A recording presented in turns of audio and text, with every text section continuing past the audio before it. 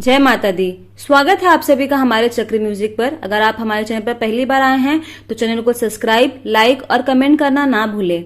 आइए जानते हैं कन्या पूजन करते समय किन बातों का विशेष ध्यान रखना होता है। कन्या पूजन नवरात्रि के किसी भी दिन कर सकते हैं, लेकिन ज्यादातर लोग अष्टमी और नवमी तिथि को पूजन के लिए श्रेष्ठ दिन मानते हैं। माता रानी का स्वरूप माने जाने वाली कन्याओं की पूजा के बिना 9 दिन की शक्ति पूजा अधूरी मानी जाती है, क्योंकि माँ हवन, तप और दान से इतनी प्रसन्न नहीं होती जितनी कन्याओं के पूजन से प्रसन्न होती हैं।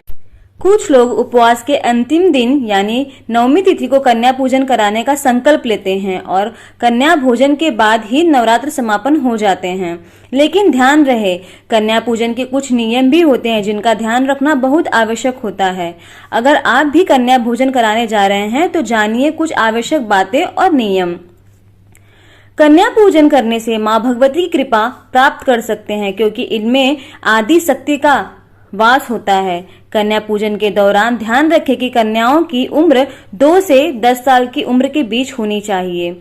इसके साथ ही एक बालक को जरूर आमंत्रित करें, क्योंकि यह बालक बटुक भैरव और लांगूरा का रूप माना जाता है। आदि शक्ति की सेवा और सुरक्षा के लिए भगवान शिव ने हर शक्ति पीठ के साथ एक भैरव को रखा हुआ है, इसलिए देवी के साथ इनकी पूजा भी जरूरी मानी गई। शक्तिपीठ के दर्शन के बाद अगर भैरव के दर्शन नहीं किए तो माँ दर्शन भी अधूरा मानी जाती है। शक्ति की स्वरूप है कन्याएं। शास्त्रों के अनुसार कन्या के जन्म का 1 वर्ष बीतने के पश्चात कन्या को कुमारी की संज्ञा दी गई है। 2 वर्ष की कन्या को कुमारी, 3 को त्रिमूर्ति, 4 को कल्याणी, 5 वर्ष को रोहिणी, 6 वर्ष की कालिका, 7 को चंडिका, 8 वर्ष को सांभवी, 9 वर्ष को दुर्गा और 10 वर्ष की कन्या को सुभद्रा माना गया है।